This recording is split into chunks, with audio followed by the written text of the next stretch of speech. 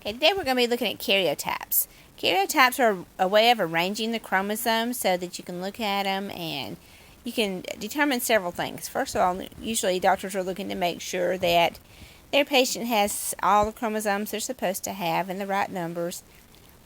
And also you can use it to determine gender. We have humans, we have 46 chromosomes. We have 23 pairs of chromosomes. So they're paired up according to homologous chromosomes. Chromosome number 1 from mom, number 1 from dad, number 2 from mom, number 2 from dad, and so on. And we have 23 pairs. 22 of those are autosomes. Okay.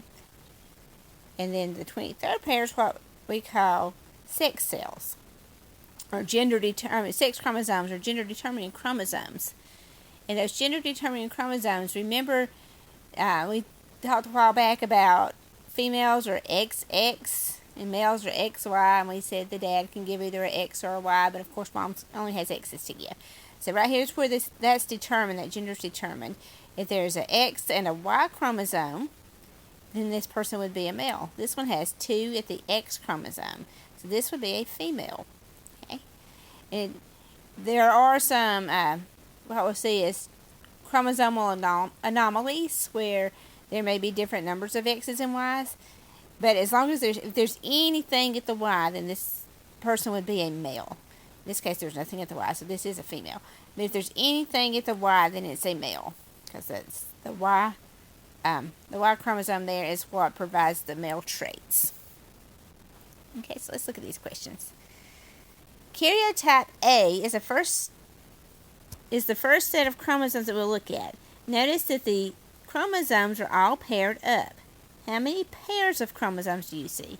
Well, pair 1, 2, 3, all the way down to 21, 22, and then this would be 23, which is the 6 chromosomes. So there's 23 pairs. Okay.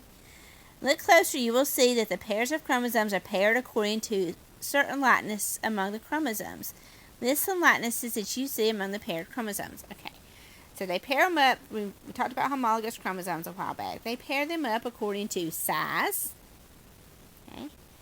And according to, you can see it good on this one, according to where the different banding patterns, which show where different bases and different genes are. So they are paired according to size and according to location of certain markers or genes. So this is paired according to size.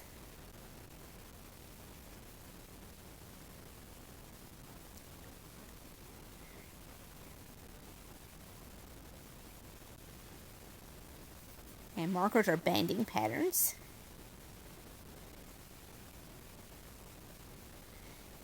And those banding patterns show where certain bases are within those genes, within those chromosomes, so that marks where certain genes are, so banding patterns. They are what are called homologous chromosomes that we talked about. They match up, so this part of this one will match up with this part of this one. This part of this one will match up with this part of this one. This part of this one will match up with this part of this one, and so on. Okay, those are homologous chromosomes. Homo meaning the same. And they get those banding patterns. What they do is usually sometimes they do cheek cells, sometimes they take blood. But anyway, they get the chromosomes from the person. They stain them with a stain. That's what makes the banding patterns. And stain is specific for certain bases, so it goes to certain places on those chromosomes. And then they make pictures of them under the microscope, and then they can pair them up and line them up. And that's where they get the karyotype. So they'll cut out the pictures and then arrange them in order. So each karyotype chart also shows some important details about the sex of the organism. Look at this particular karyotype chart and what is the sex of the organism. We just talked about that. This one has XX. It has 2 X chromosomes, no Y chromosomes, so this would be a female. This is a girl. Okay. Now, next question says, the chromosomes in the karyotype also show some light and dark bands. What do you think these regions of light and dark bands are? Okay, well, it's showing certain, the staining patterns show certain bases or genes within those chromosomes. So certain bases or genes. If you start with chromosome number 1 and you go to chromosome number 22, you see a trend in size correlation. Well, let me talk about that. 1's big, these are all big, and then we get down here, 21 and 22 down here, they're really small. So they're arranged according to size. Okay. Arranged according to size, large to small. So arranged large to small.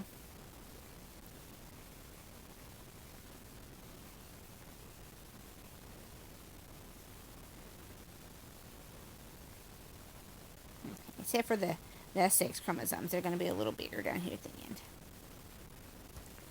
Okay.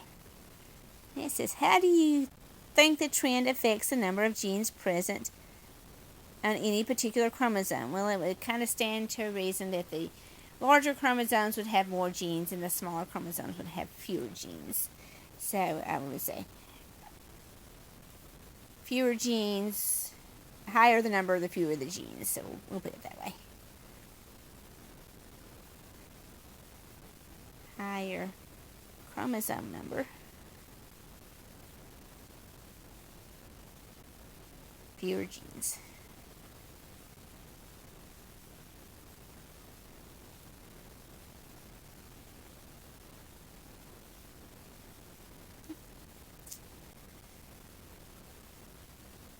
Each of the pairs of chromosomes are numbered. How many pairs of numbered chromosomes do you see? Well, let's see, 1, 2, 3, all the way to 22. Those are numbered. And then our 23rd pair, that is our XY, our sex chromosomes there. So there are 22 numbered pair. And then the sex chromosomes. Okay. So what are the numbered pairs of chromosomes called? I've said it a few times. Those are paired up where they're the same, one from mom, one from dad. They're the same, so they are homologous. Homologous chromosomes. Okay, there's a final set of paired chromosomes that are called sex chromosomes. What are the possibilities for sex chromosomes? Well, this particular one, got the X from mom, and it also got an X from dad, so it's an XX, which is a female. But you can also get an X from mom and then the Y from dad. So if it was XY, then that would be a male. Okay. So put that there. That would be a male. If it was XY. Okay. And number 10 says, you will notice that the pairs of chromosomes are categorized in groups. These groups are lettered A to G. Can you see any reason or trends in the categorization of these chromosomes? If so, what is that trend? So let's go back and look. Okay, these are A.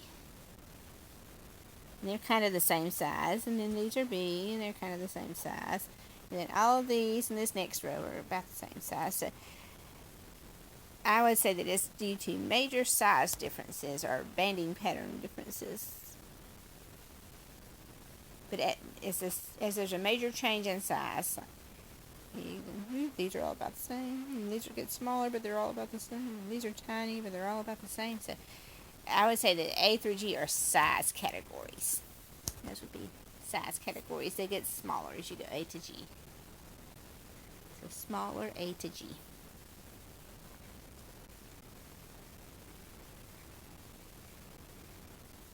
Smaller A to G. Every karyotype is specifically named or specially named. The naming system is based on 3 things. 1, the number of chromosomes, for example, 46 in humans. 2, the sex of the organism, example, XX. And 3 is an extra chromosome that would cause a genetic defect, plus 18. So what do you expect the name of this particular karyotype to be?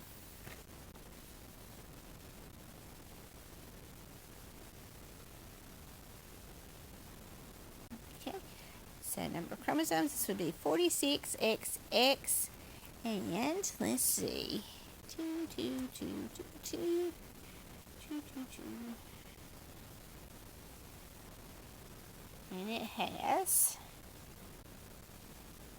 2 of every chromosome, so no anomaly there. So I would expect this to be called 46XX. So number of chromosomes, 46. And 2 is the sex of the organism, which is XX. And 3, any extra chromosomes. It does not have any extra, so that will be blank here. So this will be a 46XX for karyotype A. And now we're looking at karyotype B right here. Karyotype B. And let's see. Again, it's a human. We have 23 pairs, and then we get right here at our sex chromosomes. We have an X, and this time we have a Y. So XY. This would be a male. XY. And then again, that's the next thing the doctor will look at. Does it have all the chromosomes? Well, it has 2 at 1, 2 at 2, 2 at 3. These all have 2. These all have 2. These all have 2. Whoop. Okay, we're supposed to have 2 homologous chromosomes. 22 is okay. Notice we have 1, 2, 3 chromosomes, 3 of those tiny little number 21 chromosomes. Okay, so this would be what would be a trisomy. Tri means 3. This would be a trisomy 21. Trisomy 21, or it would be, like we were naming just a second ago, it would be 46 XY because it's a male plus 21. So it's a trisomy 21, better known as Down syndrome. And who remembers how this type of anomaly happens? We ended up with an extra chromosome. Nondisjunction was the term that we used when we were talking about meiosis. Nondisjunction is when it starts to divide, split apart at anaphase, and they don't split all the way apart. Maybe 2 chromosomes go to one side and only one, and none go to the other. So then you would end up with an egg or a sperm with an extra chromosome. And then when that one becomes fertilized with 1 chromosome from the other parent, then you end up with what's called a trisomy. You end up with 3. And that's what's happening here. There was a nondisjunction that caused 3. That when the zygote was formed, it caused there to be 3 chromosome 21s. And so that's what that is. Chromosome 21, trisomy 21, or Down syndrome. So how many pairs of autosomes does this karyotype have? Again, it's a person. We have 22. And 1 pair of sex chromosomes. And what do you notice about the X and the Y chromosome? Well, notice X is pretty big, and then there's a tiny little Y here. But anytime there's a Y chromosome, that makes it a male. So it's a male. So what do you notice about the X and Y chromosomes? Now it's X, Y, male, which I think is actually the next question. And X is bigger than Y.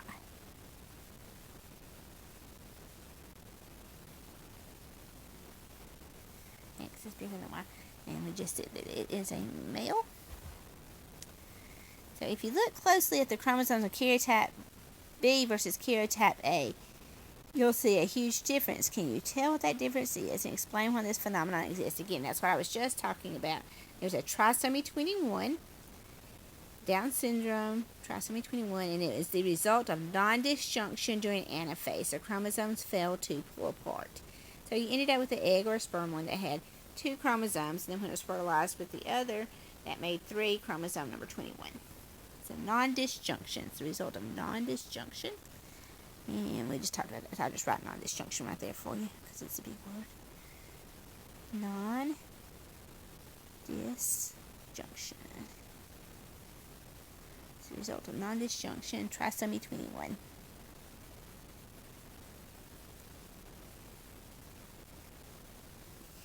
Trisomy 21 is the result of nondisjunction. So looking at all the pairs, do you see any strange circumstances? What are the special circumstances that you find? Okay, that trisomy 21 would be the special circumstance.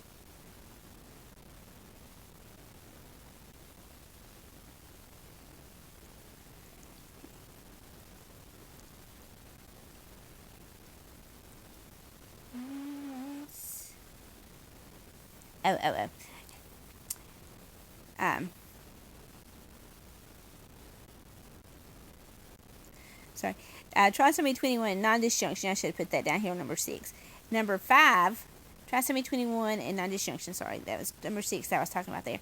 Number 5, I want you to look closely and what's the difference between karyotype A and karyotype B. Well, the difference between karyotype A and karyotype B is, notice karyotype A, we have these single strands. This is a chromosome. This is a chromosome. They're not connected. We have single strand. That's actually what a chromosome is. Single strand right there. These chromosomes have not replicated yet. When you go back and look at karyotype B, notice they look like little X's this time. Little X's. So we have little X here and little X here.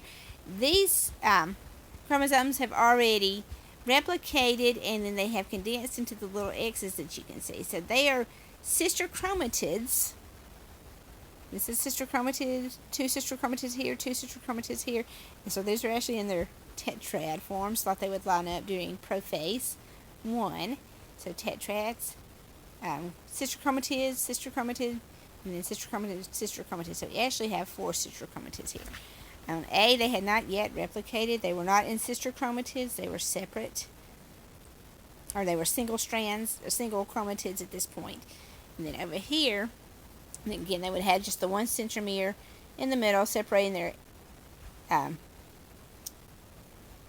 Q arm and their P arm, their short arm and the long arm, with the centromeres.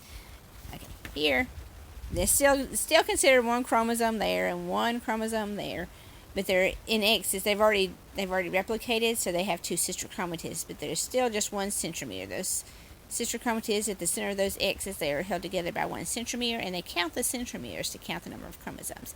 So there's not a disorder here. It's just that they have already replicated, getting ready to divide.